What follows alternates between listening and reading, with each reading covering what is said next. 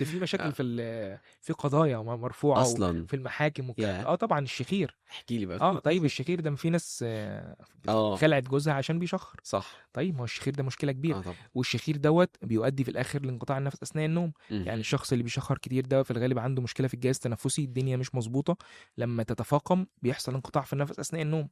ده طبعا ممكن يأثر كمان على العلاقة الزوجية، إن بيبقى فيه أعراض جنسية بتحصل للناس ديت.